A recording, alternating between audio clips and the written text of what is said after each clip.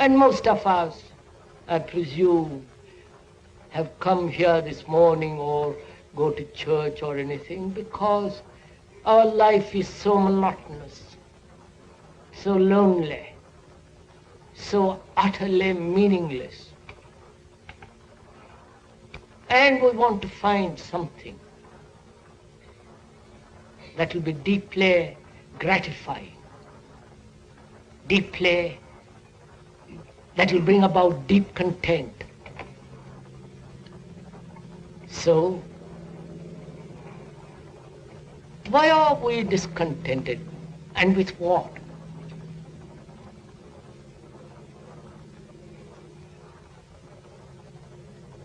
Please answer the question to yourselves.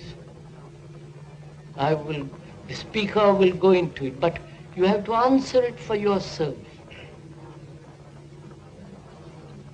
The talks and the writings of Krishnamurti have, over the past 4 decades, given him a unique position as one of the more challenging and authentic voices of our time. The series, of which this is the concluding program, represents the first time that Krishnamurti has allowed his talks to be filmed. Has a continuity, joy has not.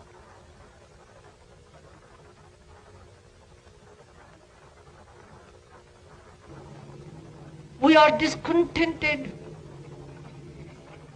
through comparison.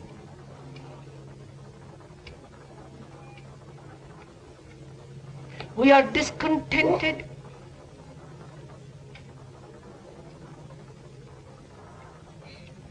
to bring about a change in what is.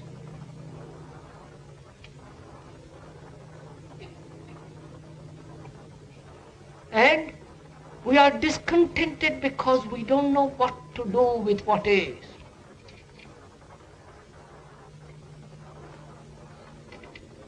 And being discontented with what is, we develop the idea of what should be, the ideal, the utopia, the gods, the heaven, and so on and on and on. So our action then is based on an idea, and the approximation to that idea is action. There. I am discontented with what is, and I want to be something different from what is. The idea being rational or irrational thought put together as an idea or an ideal, and I have that ideal, and that according to that ideal I live, which is called action.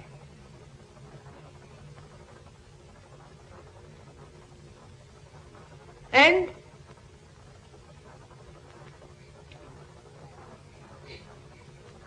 there is conflict between what is and what should be.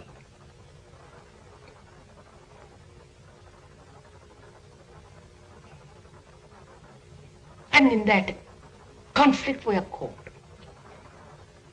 And all our questions, demands, searching is that between what is and what should be. And the greater the tension between what is and what should be, the greater the neurosis. And also greater if one has the capacity to express that conflict verbally.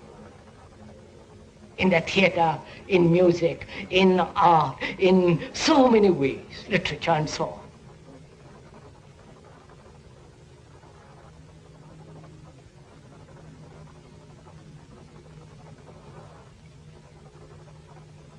And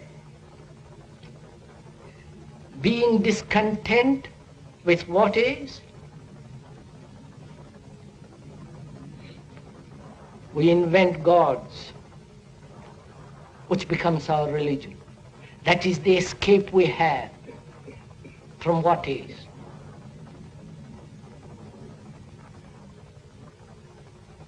And is it possible to radically change what is? That is the real search, not the other.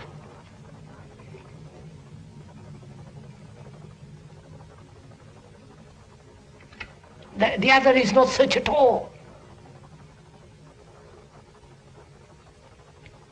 Is it possible to totally bring about a mutation in what is?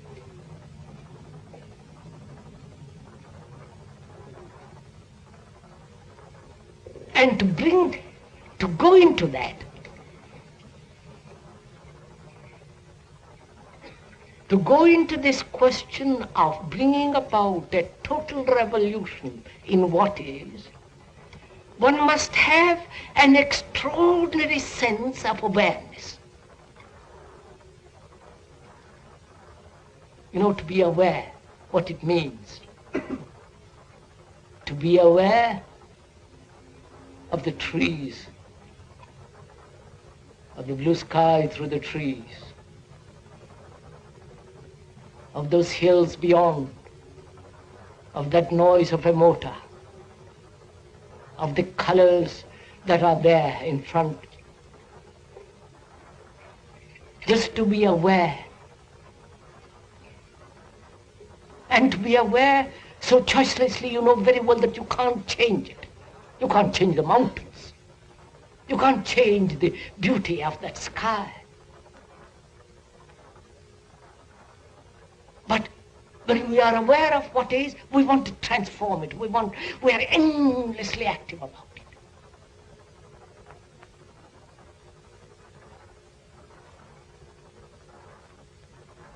And there begins sorrow. Because with the ending of sorrow is the beginning of wisdom.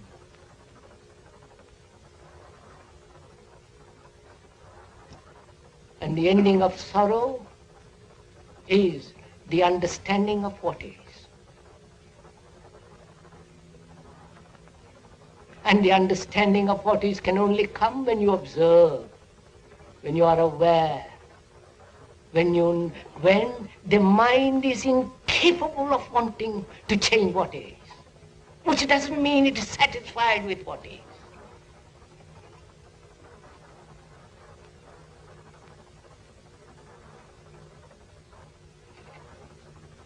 So,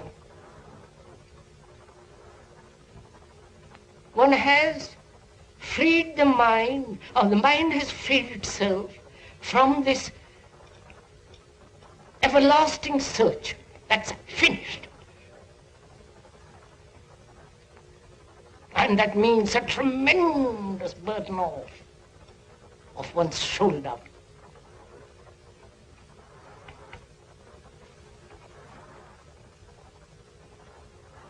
Being free, you can look.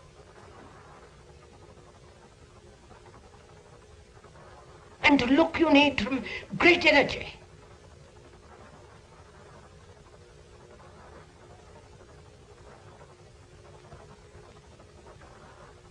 And that energy comes only when there is this awareness without conflict. This awareness in which there is no conflict of any kind. Just observation. And there will be conflict only as long as there is the observer and the observed, which is what is. But what is the observer. Please don't learn phrases, but see the actual fact. Then you will find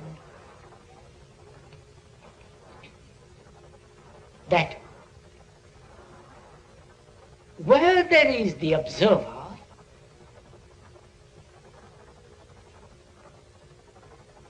the center, the sensor, the experiencer,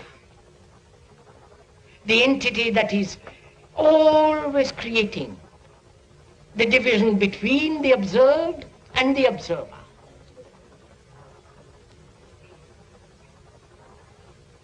And as long as there is an observer, there is no freedom.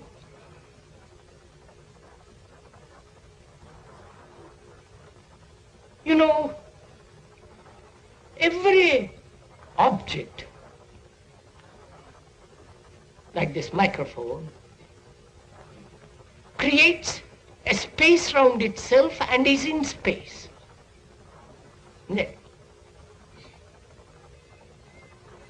The object, and not only outwardly, but an object inwardly, as the me, as the experiencer, as the I, as the thinker. That center creates a space in consciousness. This space in consciousness is always limited because there is always the center. Right? One may expand this space from the center, and however much you may expand, it'll always have a border, a frontier. And therefore, that space is always psychologically limited. And therefore, there is no freedom in that space.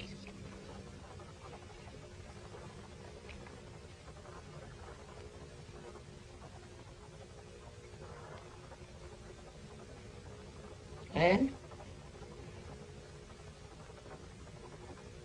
that center, that observer, is obviously memory.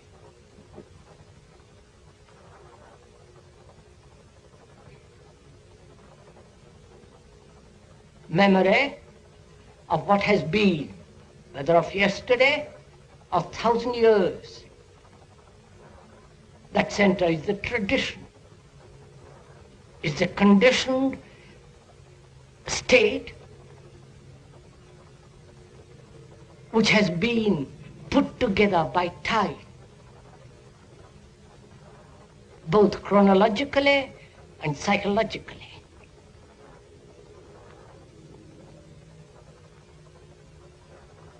That center is the accumulation of knowledge, experience. It's always, that center is always the past.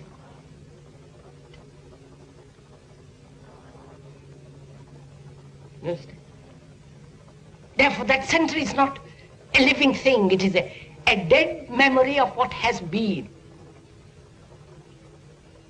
And when it creates a space, whether it's very, very, very small round itself, as most of us do,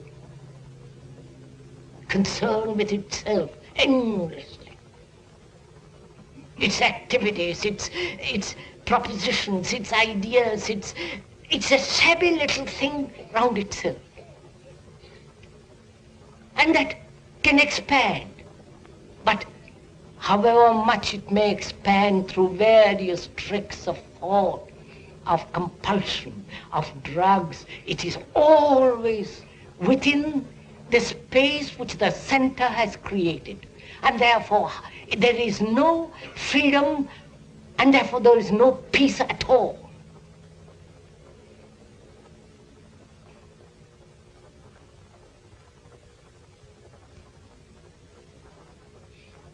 And when one observes that only when there is space, there is freedom.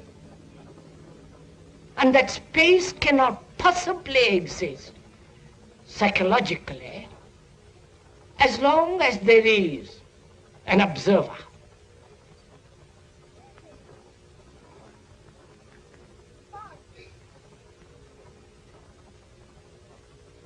Right?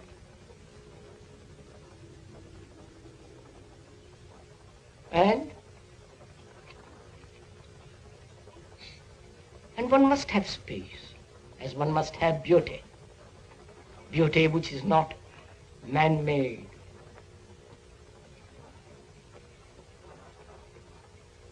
And is it possible then, if there is no time at all, to end what is, to end the observer, and therefore to look without the interval of time? You know, time is the space between the observer and the tree. The observer is static and the tree is static, psychologically. And so, to cover the distance between the observer and the tree takes time. And that distance,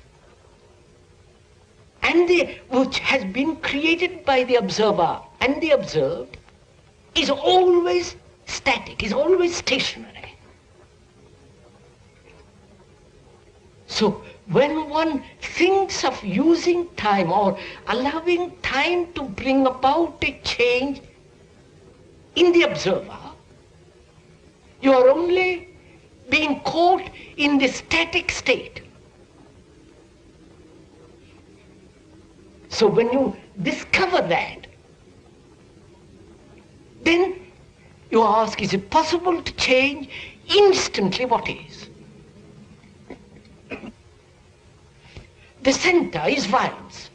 I'm taking that as an example. It isn't really an example, it's a fact. One is violent, that's a fact. And the movement towards non-violence is static movement. It's no movement at all. Now, I explained that previously. So, our question is then, is it possible to end violence, not through time, but immediately?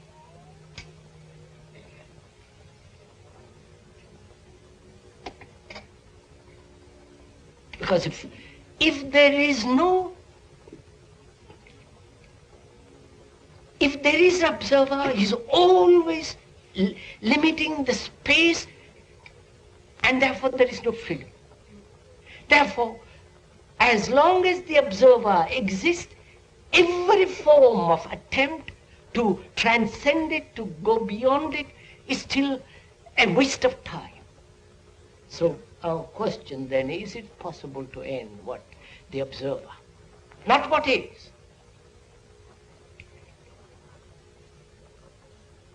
When there is no observer, there is no what is.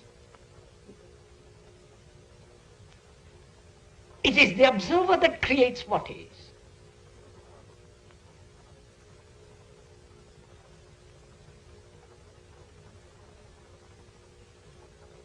So, how is it possible to end the violence, aggression, all the rest of it, the immense hatred that one has stored up, resentment? How is it possible to end it so that one is completely, totally free of it?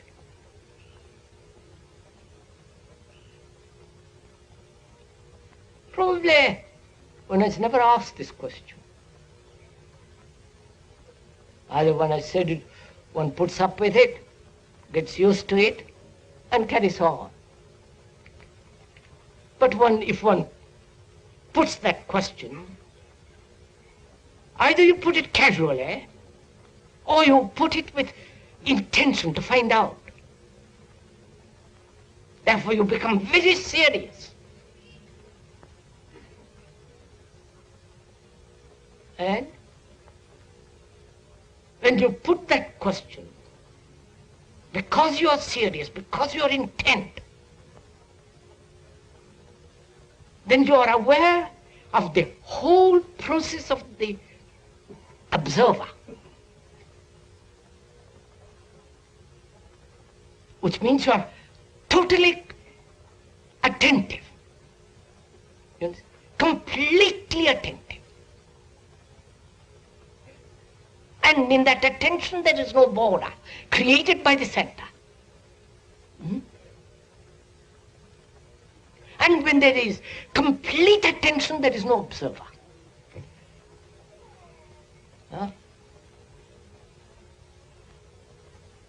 Look, when you look at those mountains behind the speaker, they're blue, they're straight line, and the valley, and so on.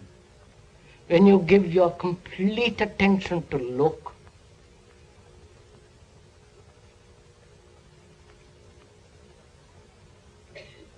is there an observer?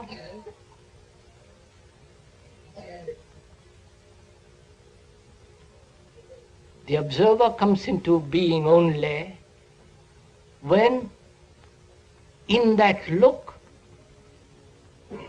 there is inattention, which is distraction.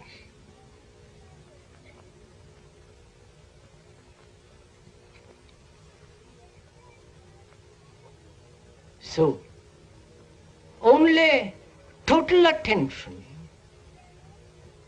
brings about the cessation of the observer. And when there is this ending of the observer, there is the ending of the thing which he has created as what is. Because, as we said, the observer is the observed. Right. Now, we have in this way eliminated all conflict of search. We have eliminated all conflict between what is and what should be. We have put away the observer, and therefore there is attention from it last a second. That's good enough. Don't be greedy to have more. In that greed to have more, you've already created the center. And then you're caught. In that attention, there is no seeking at all. And therefore there is no effort. So the mind becomes extraordinarily alert, active, silent. Then only can the mind be in a state of no experience.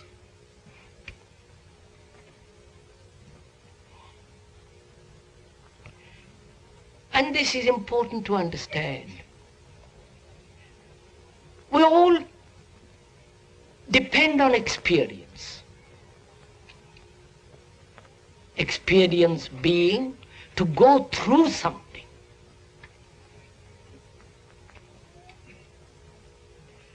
We all depend on experience to keep us awake, a challenge, a question, an external impetus, influence, to keep us awake. Naturally, for the moment, that challenge, that external force keeps awake for a few minutes and one goes back to sleep. So one depends constantly on experience to keep awake. And when one realizes that, you reject all outward stimulus, all outward or inward experience. Then one can ask, can the mind be so intensely alert without experience? And if it is made alert through experience, it is not alert. Obviously. experience makes me love, then it's not love. Behind it there is a motive.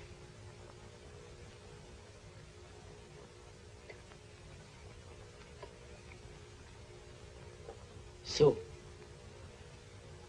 such a mind is the religious mind.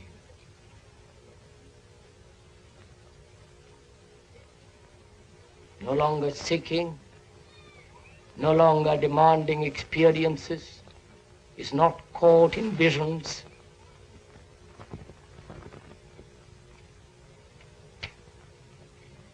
And such a mind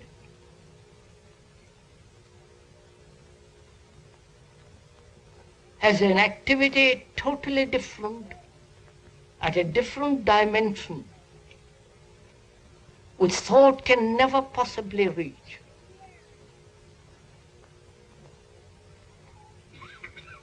Thought has a place, very small place. But when one realizes that, thought has no place at all. Which doesn't mean you live on ugly little sentiments, emotions.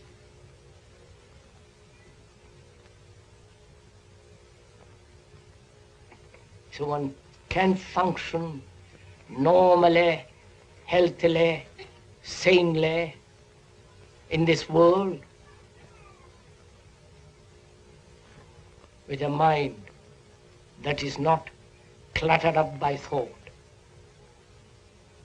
And it's only such a mind, the religious mind, that can know something beyond all the imaginations and structure of man's hope.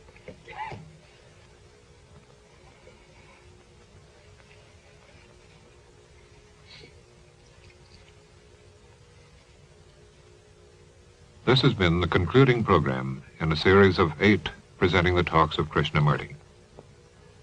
In his writings and talks over the past 4 decades, the insights and the challenges of Krishnamurti have attracted an ever-increasing audience in Europe, Asia, and America. This series, however, represents the first time that Krishnamurti has allowed his talks to be filmed.